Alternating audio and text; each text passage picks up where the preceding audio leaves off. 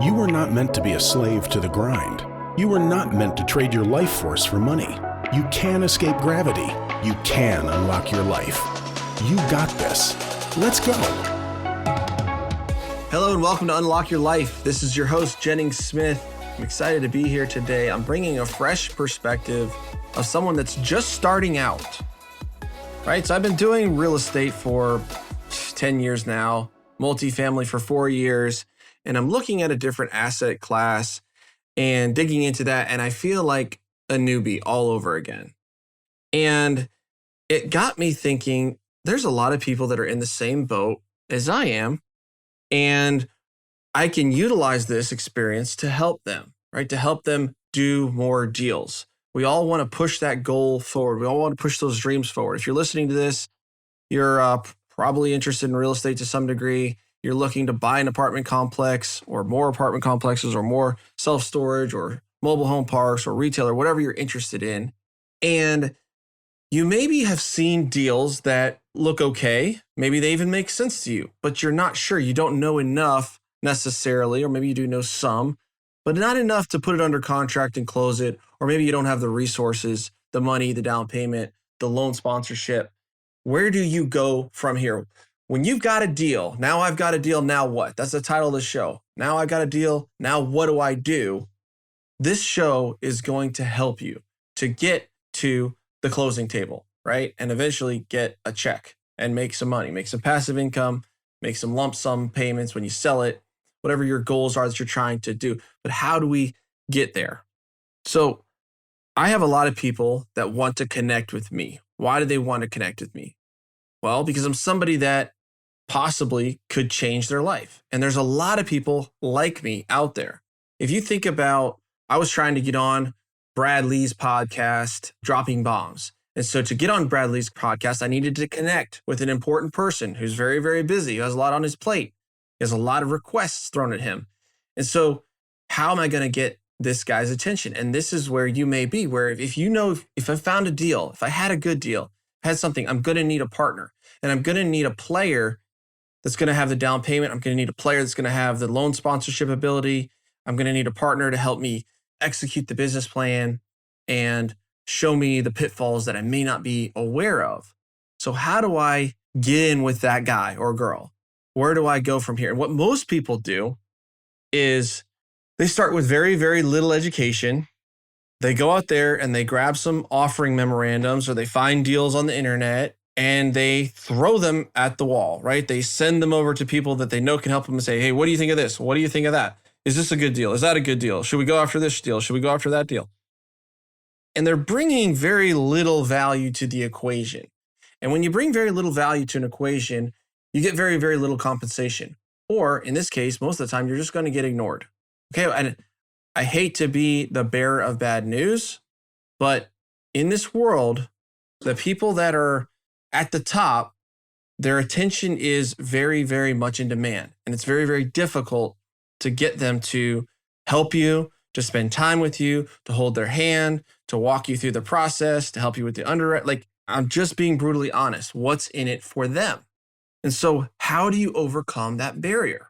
If you do throw OMs at people, offering memorandums, if you do just throw information and try to see what sticks, I mean, that's better than doing nothing, I guess, but you're going to inflict brand damage. So there's a boy, he's a shepherd, right? He's watching the sheep outside the town, and he thinks it'll be funny to cry wolf. He says, hey, wolf's coming, eating up all the sheep. And all the townspeople run up to the top of the hill to help him, and there's no wolf.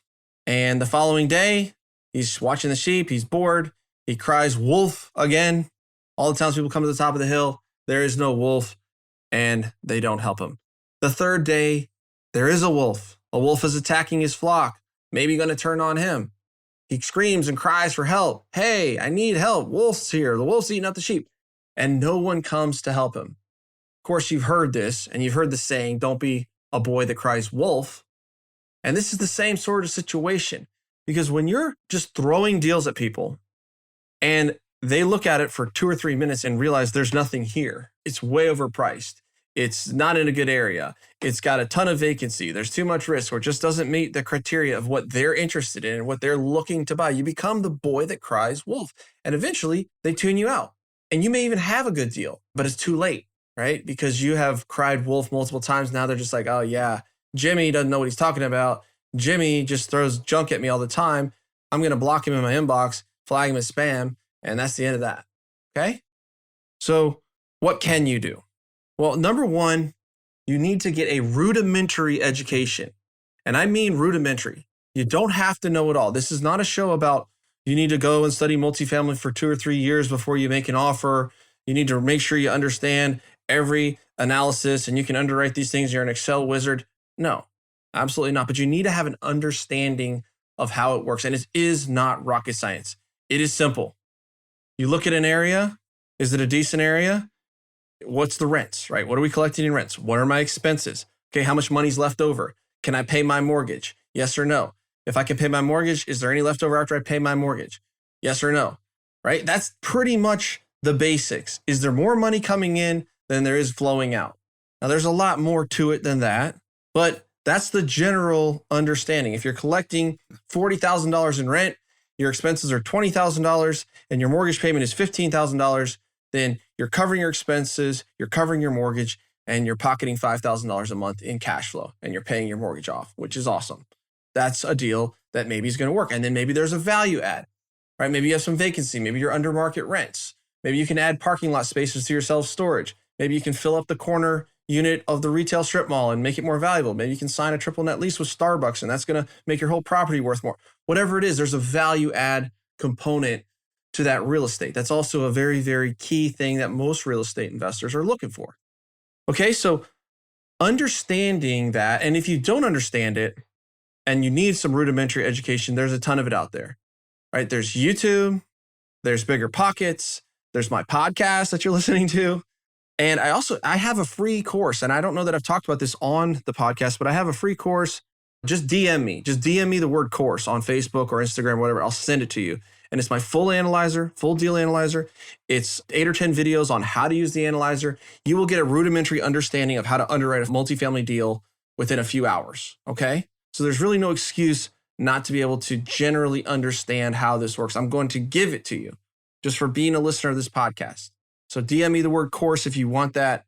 There's also networking groups. There's conferences you can go to. There's masterminds you can join. You can join the deal room. There's all sorts of resources out there to get your education right so you can understand this. So get that piece in place. And at this point, you're still not that valuable. Okay? Education is great, but you still don't have real world experience. And throwing raw deals at people is maybe a little better because now you've underwritten it, right? You've put it in a package that they can see, that they like. They've put it in a Excel spreadsheet. They can calculate what the returns are going to be. They know what the cash flow is going to be. You've told them what you can sell it for. So here's the magic. Create value before you go to this partner that can possibly change your life, that can change your trajectory, that can help you accomplish those dreams. So how do you create the value? This is where the rubber meets the road. It's very, very, very simple. Make the offer. Make an offer on these deals. We just put a deal under contract. It's a 24 unit. We're getting it for no money down. We're getting $200,000 back at closing. It's going to cash flow, and we can sell it in 6 or 7 years and probably make a $700,000 to $800,000 profit. I just posted that, and everybody was messaging me, dude, how'd you find that deal? Where'd you get that? It was on market. It was on LoopNet. I just made a creative offer that would make sense to buy it that way. Everybody else was just looking at it as a straight up offer. Nobody saw the creativity behind what this deal could be. And so everybody passed it up. The broker was very happy to talk to me, very happy to put it under contract with me. I don't think he was getting all that much interest on this deal. Okay. So make the offer. When you make the offer, a lot of things are going to happen here. Okay. Think of this as a needle in a haystack, right? There's a big mountain of hay. These are all the deals that suck. These are all the deals that are just crap. They're overpriced. The seller will not negotiate. And a lot of times this stuff's already under contract or it's off the market or the seller didn't want to sell it. So just because you see something online doesn't even mean that it's available. And so you're spending all this time and maybe wasting a mentor's time or a critical connection's time on something that isn't even available. Whereas if you just picked up the phone, talked to the broker and made an offer, you would at least know that this is available. So, for example, you see a deal online, it's listed for $3 million. And at $3 million, it's a 4 cap. It only makes 4% on $3 million per year. So you can't even cover your debt. Is that a good deal? Say no. Say no with me. That is not a good deal. You should not be buying 4 caps of any asset class. So what do? You make an offer, right? Because if you make an offer of $2 million to this guy, now all of a sudden this deal is maybe an 8 cap or a 9 cap. And 95 times out of 100, they're going to say no, but they might say yes. Or maybe they say, well, what about 2.3? What about 2.2? Now, all of a sudden, you've got something that has evolved, right? Because everybody else in the world is looking at this deal as a $3 million deal. They're underwriting it and they're throwing it away. But you made the offer. Now you're looking at a $2.2 million deal that actually maybe makes sense. And maybe you could do some creative seller financing. Maybe you do some seller carryback. Maybe you could get the seller to hold a little bit of paper, make your cash flow better. Maybe you could get them to guarantee rents for the first 12 months. I don't know. There's a whole lot of ways to skin that cat, but you've got options now because you made the offer. Now, you may say, well, Jennings, that's easy for you to make the offer because you know what you're doing. You know how to underwrite. I'm not really that confident in it. Okay, I'm going to ask you this question, and I want you to stop in your truck or your car or your kitchen or wherever you're listening to this podcast, and I want you to answer this question out loud. What is the worst thing that could happen if you made an offer and your offer was wrong? It was too high. It was in a bad location. It wasn't a deal that you wanted to close, but you made this offer. What's the worst thing that could happen? I hope you said nothing, because the worst thing that could happen is literally nothing, right? They may say no. Okay, who cares? They may say yes. And then you're like, well, see, they said yes to my offer and it's a bad offer. So what? It's a non-binding letter of intent. You're just gathering information at this point, right? So if they say yes, now you take it to somebody that maybe knows a little bit more. At least you have an offer, you know where they're at, and you dig into it a little bit and it falls apart. So what? It isn't the end of the world. It isn't detrimental to you at all because now the broker knows who you are. You made an offer to him. You're on his email list. Maybe he'll tell you about the next deal he's got coming up. So you've actually pushed your dreams and goals forward a few inches. So think of this as a marriage, okay? When you're out there looking for a wife, let's say you want to go out on a date, right? You don't walk up to the girl and say, hey, will you marry me? Yes? Okay, cool. Let's go over to Las Vegas right now and put the ring on the finger. How does it work? You ask her out on a date. And maybe you don't even ask her out on an official date. You just say, hey, you want to grab coffee? Or you want to go to a movie sometime with me? Or you want to, I don't know. I haven't been dating for 15 years because I've been married. But whatever the kids are doing these days, you swipe right. Sending an LOI is just the same as swiping right on Tinder or whatever. Just make a little bit of action towards it. And then you go on the date. Let's say the date goes well. You like the girl. You have good conversation. You can ask her out on another date. After a few dates, you ask her to be your girlfriend, right? Then if that goes well, you ask her to marry you. You get engaged. You have an engagement period of 6 months or a year or whatever. Then you cross the altar and you're married. And then it's hopefully pretty permanent. But you don't start that way. And I think people look at LOIs and they're so intimidated. I don't have the money. I don't have my debt lined up. I don't have my partnership. I don't know if they're going to take me seriously. I don't even know if this is a good deal. So I'm not going to make the offer. Make the offer. Ask the girl on the date, right? And then if she says yes, right, your LOI is accepted, or she counters and you go on another date and you do another iteration. If she says yes, still, you're going to put it under contract. And when you put it under contract, does that mean you have to buy it? Absolutely not. Absolutely not. You have 30 to 45 days of a due diligence period to inspect the property, to check the financials, to get your bank lined up, to get your investors lined up, to go to different partners and see who can partner with you to get this deal done and with no risk. You've put maybe a little bit of earnest money down at the execution of the contract, but you can get that back if you terminate the contract within the first 30 to 45 days. After the due diligence period, now you're going into the engagement period. Engagement is your closing period, right? Your money has gone hard, which means your earnest money is non-refundable, and you're going into this closing period. And the closing period is where you really have to line everything up. You're making sure that you want to close this deal. You're pretty sure you do. And now you're just tightening everything up, but you can still back out of that deal. And quite often we have something called a financing contingency in our contracts where if the financing doesn't come through, the bank doesn't come through, we can still back out of that deal with no ramifications. We get our earnest money back. If we get our earnest money back, then we walk away. Yeah, we wasted a little bit of time, but we really haven't inflicted any serious damage.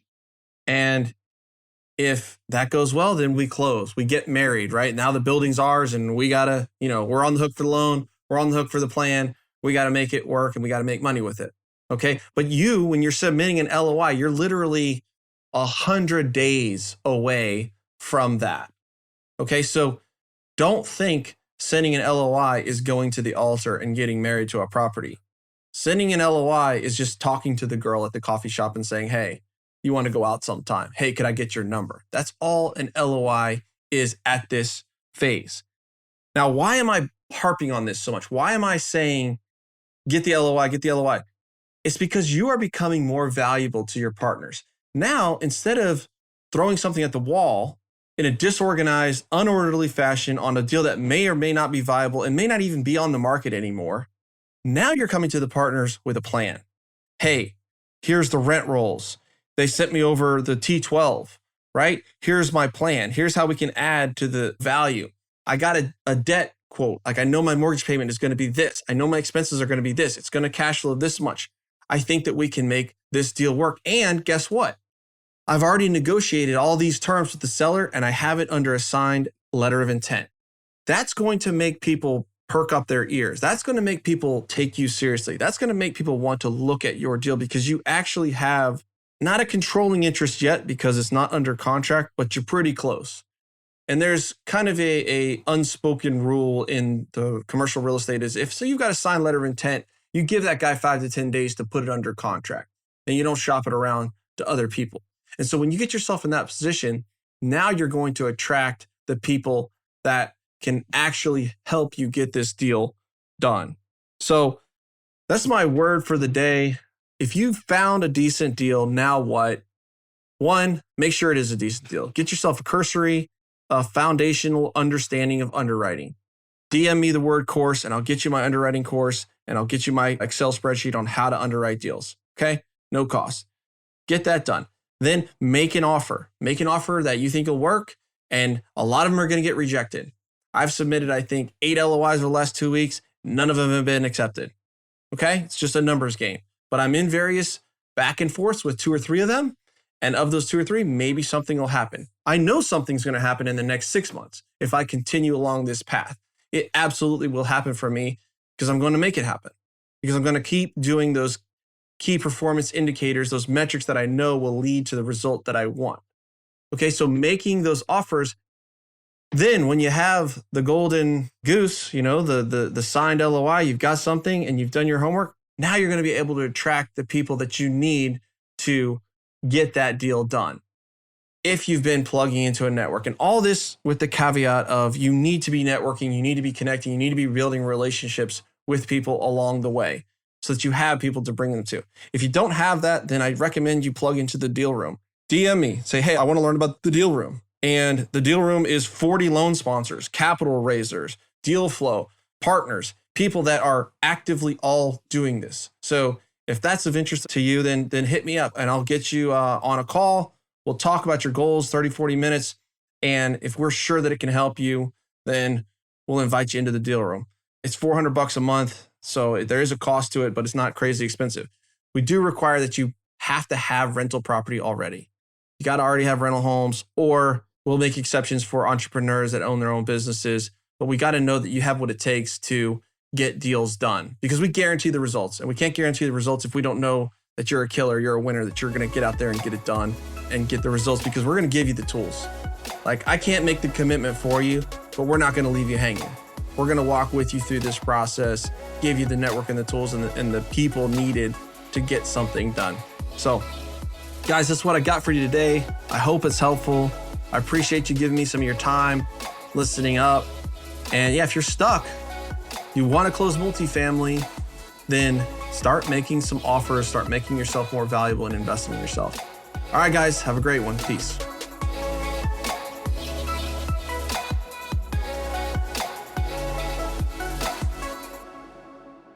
This is thepodcastfactory.com.